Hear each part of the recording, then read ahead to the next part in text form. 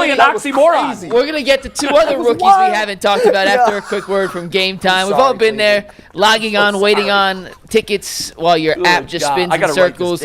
You missed the best deals. Well, thankfully with Game Time, that'll never happen again. Game Time makes getting tickets to live events, concerts, shows, whatever, faster than ever, and you can save up to 60% with their killer last-minute deals. Take the guesswork out of buying concert tickets and show tickets with Game Time. Download the Game Time app, create an account, and use promo code LOCKEDONNFL for $20 off your first purchase. Once again, create an account and redeem code LOCKEDONNFL for $20 off. Download the Game Time today. Last-minute tickets, lowest prices guaranteed. I put that under the Donovan Mitchell's the greatest cab of all time in that same we will revisit that later, one way or another. But, that's literally how I bookmarked it. Mason Graham and Carson Schwesinger both looked very, very good in their debuts against Carolina as well. In just 13 snaps, Schwesinger had 6 tackles, 4 solo. And Mason Graham, although didn't necessarily jump off the stat sheet, he was able to, and we have some film from the All-22 that shows he's eating up blocks and getting off blocks, causing quarterbacks to move in the pocket. I thought Mason Graham? Initially. I want to hear what G has to say. G, you go I first. thought he looked good at times. Hey, listen. I'm afraid we could be misusing him. Yeah. Listen. The goal of what Mason Graham is, he looks a lot different than Myles Garrett out there. If you watch this, I like this play because he basically just destroyed the play. Like, he was backside on that play. He destroyed, pushed the guy in the hole. That's a double team right there. Spilled off late. Okay, I like that. The thing about defensive tackles is you're not going to see that level of production from that. Right here, he's got 2 guys on him. But when you got Myles Garrett in the backfield, he'll never get double teamed. Your goal is to have a guy that could push the pocket on pass rush downs, and that's where he's going. You'll see the splash plays. But if they run in the football, you might not see that. Are you concerned that, and I know this happened many times in the NFL, and it's gone both ways, where you go from read and react to attack. Mm-hmm. My concern with him is he was so good in the read and react. And now you're asking him to do something completely different. I'm surprised Schwartz actually took him because Schwartz is an attack guy. He wants his guys on the attack.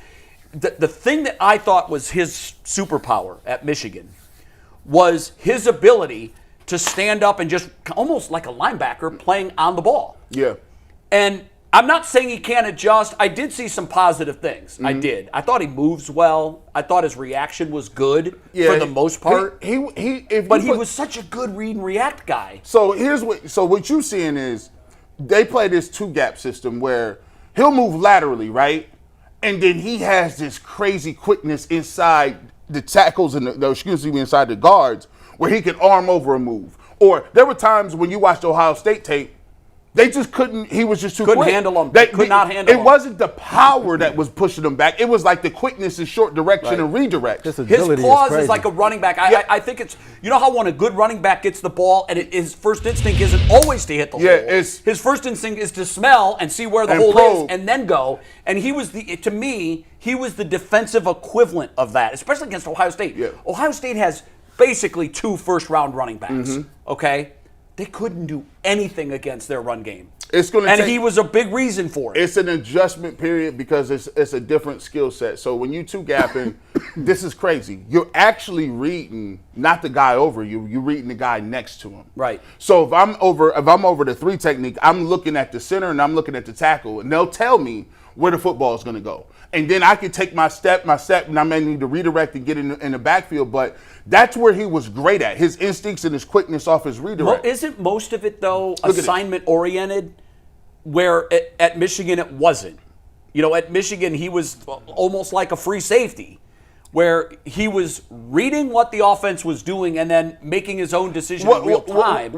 And he's fast enough to do that. No. But I feel like with the Schwartz defense, he'll have specific assignments that he'll have to carry out, and I feel like that might take away his superpower of read and react. Well, no, I think it's the opposite. I think when you're talking about defensive line play, Jim Schwartz is going to say, listen, what I want you to do is I want you to just wreak havoc. I want you have this gap, but we're going to have you get in the race or stance and get upfield and cause havoc.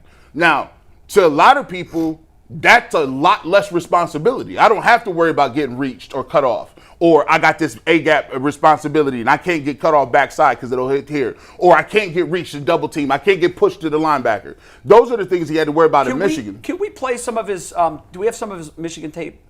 Yeah, we just played. Yeah, you want it against Ohio State? Yeah, I thought he did it really well against us. And what was crazy was, as I'm watching the game, I'm screaming, why aren't we running the ball more? Why aren't we? Well, they had figured out early that they couldn't. You can't get that and off. they did try to come back to it. But these are his best plays. This was okay, let's see this. And G, what I'm most interested in. God dang.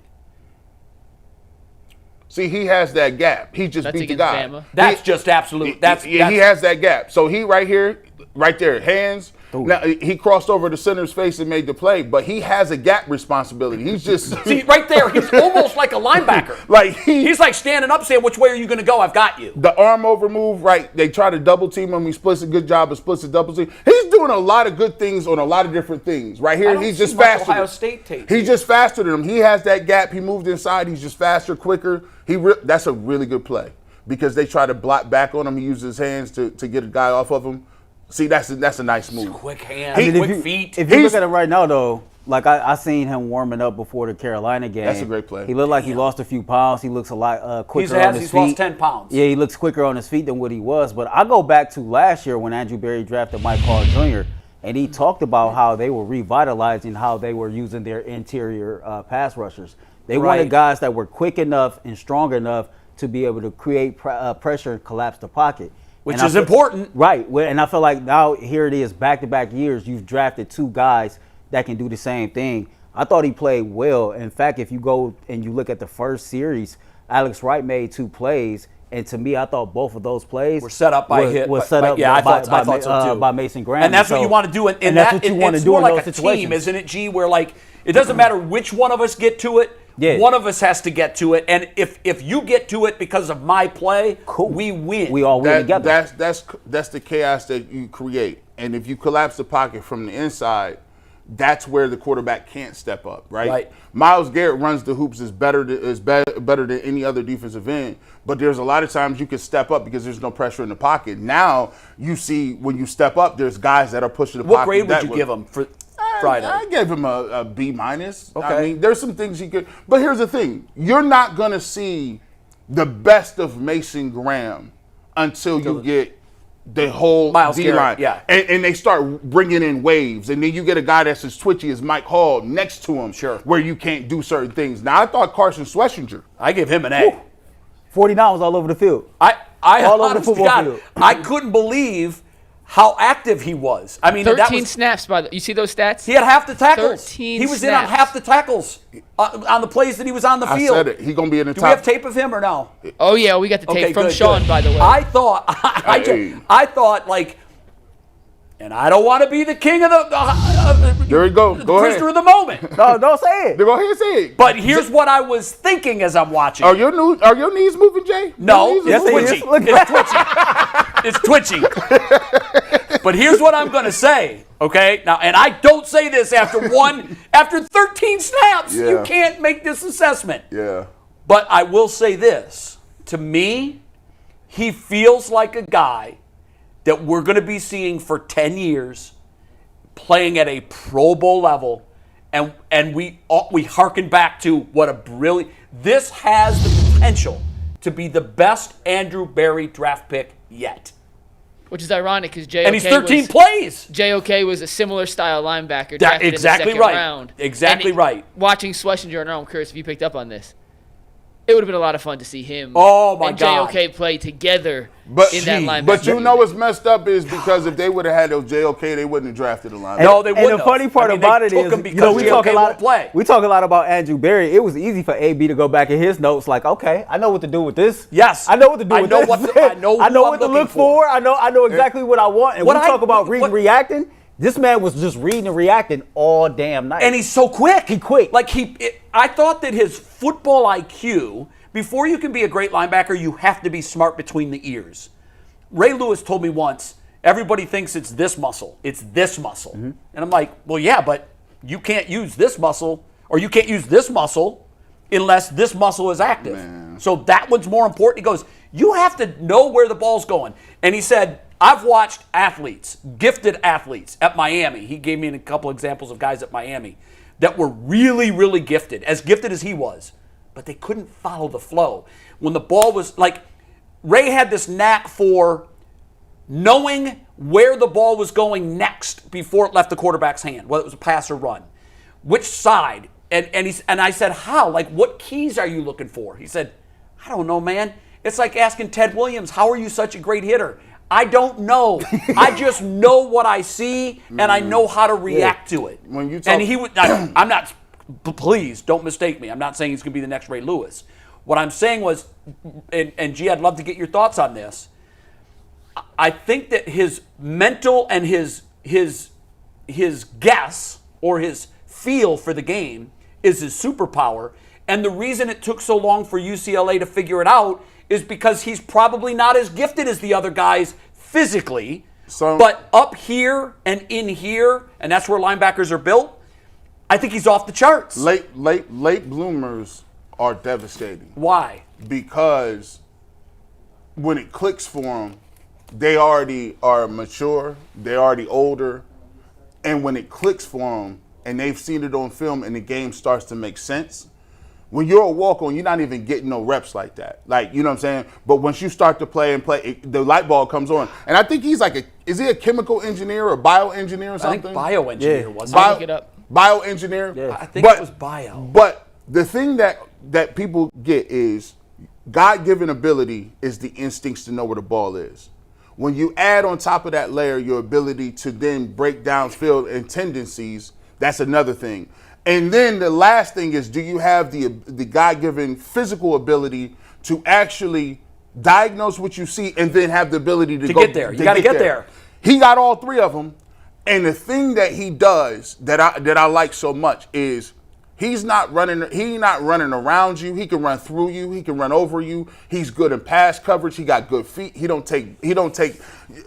Sometimes you can see a person take false steps. He don't take no false steps. Look at him. He turned his hip 6 times in this. He still got the pick. He turned it six times because he's mirroring what the quarterback is doing. He can run past you. He can be slight. He can get through. He can get skinny in the gaps, and he plays on special teams. I'm gonna tell you what. This guy is gonna be one of them dudes that you look up at the end of the season, and you're gonna say this guy is over 100 tackles. And he's in the top 5 in tackles. He had 6 tackles in 13 plays. Bro, it's almost like, do you remember every year when Ohio State would play Michigan, and Chris Spielman was a god anyhow. Chris Spielman, man, you know what Chris was. Come on, man.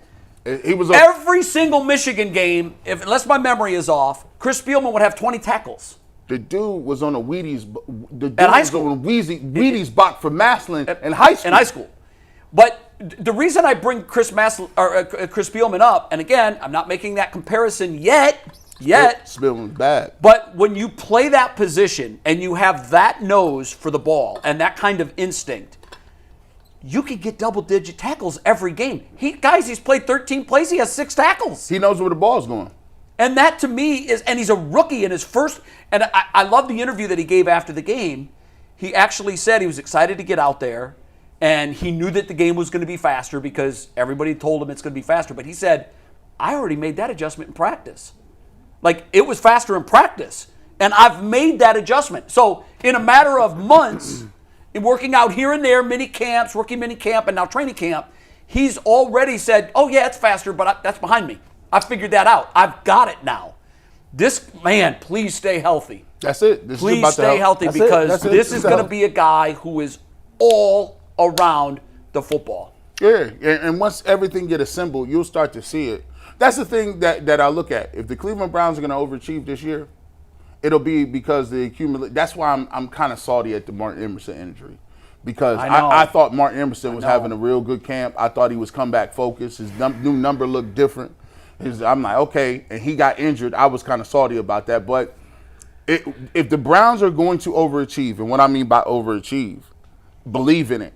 That's why when you see Myles Garrett and he's out there talking about, yeah, we're going to need you this year. We're going to need this. We're going to need – like, the defense is the key to them being in a situation where they can win 7, 8 games. I agree with that. I think the offense is what it is at this point. We know that's challenged. Wide receiver.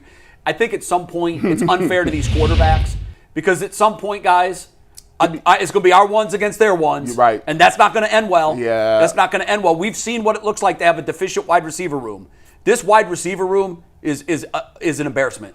And I don't know. And where's I don't understand it. Why is Cedric Tillman not playing? Like, who knows? They got him on ice. Like this dude is the next. And he's got a lot to prove. Like he's Al Toon. You not Harold Carmichael, bro. They got these dudes out here. I get it. You big. You got your frame. I know. I don't pause, but your frame. The crazy part about it is they got him out there like this dude is unstoppable, and Yeah. I'm like, he needs some work. We ain't seen him since week 7. Yeah, I know. Last year. I honestly think that when the dust settles and we do inventory of the season, it's going to come back to our lack of wide receivers. I don't care who your quarterback is. Man. You got to have wide receivers. Got it. So to your point, G, when I get excited and I start thinking, hey, maybe we could win 8 games. Yeah.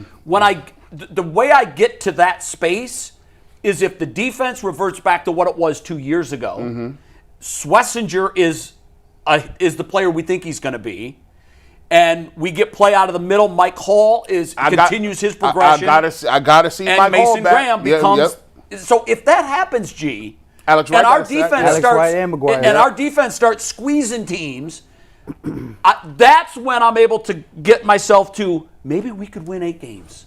Maybe we could do it. And and I see where you're going. Your heart's hurt because they was going to use Judkins. That play action game, they was going to use him in a lot. We don't even know where he at. So it's like, God.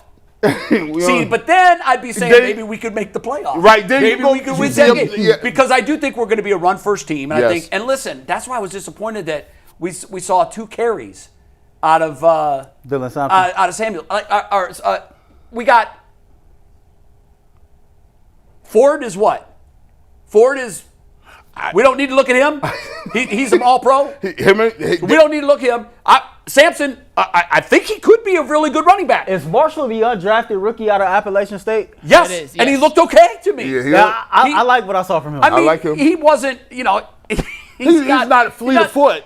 No, but I like what I saw. I need to see what Sampson is, as long as Judkins is like on ice for at least. I think everybody agrees 6 weeks minimum. Man, I'm going with 8. Are you? 8. Listen, man, I don't know what kind of footage they got. I don't know. It's been taking a while.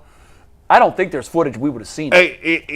Listen. Someone told me. You remember Ray Rice? Yeah. Someone reminded me. They said, "Remember what Ray Rice was before?" Because Ray Rice, they're talking 2 games, and then the league suspended him, and it wasn't enough, and everybody went nuts. And then the video hit. That boy never saw another piece of grass in the NFL ever. And Ray Rice was prime Ray Rice when this happened. I'm old enough to remember 6 games moved to 11. Yes. Real quick. Hey, I don't look. And by the way, with no smoking gun of guilt, just a lot of women alleging the same thing. It's 11. So what did Mike get? Mike Hall got what, 4? 5. 5 or 6. I thought he got 5. And the charges got dropped. So, but the thing was with I don't know if this is true. We don't know what any Hall of this got is 5. true. That's confirmed. It's all he says, she says. But according to the police report, he punched her with a closed hand in the mouth. Now, we all know what that looks like. Let's hope, for his sake, that there isn't video of that, because if there is, hey man, I'd be the first one screaming. Hey, look, when you see that, it hits different. Hey, you can hear that he hit her. Maybe he hit her with an open hand. There's just no excuse for it. Let me say ever. If it is true, you gotta sit down, bro. For what? No, he got to sit down. I'm not gonna cry. Be like, Judkins came out here to get no touchdowns. I'm like, bro, you can't be punching people in the mouth like that's that's just what it is. Not acceptable. Like so. And I mean, Ray Rice, it cost him his career. He never played again. Yeah. So and once we saw it, everybody's reaction was exactly the same. So I don't know when we're gonna see. God. McNuggets. I don't know when we're gonna see Judkins. Yeah, he's not even signed yet. Still not under contract. We got one last Browns topic to get to today.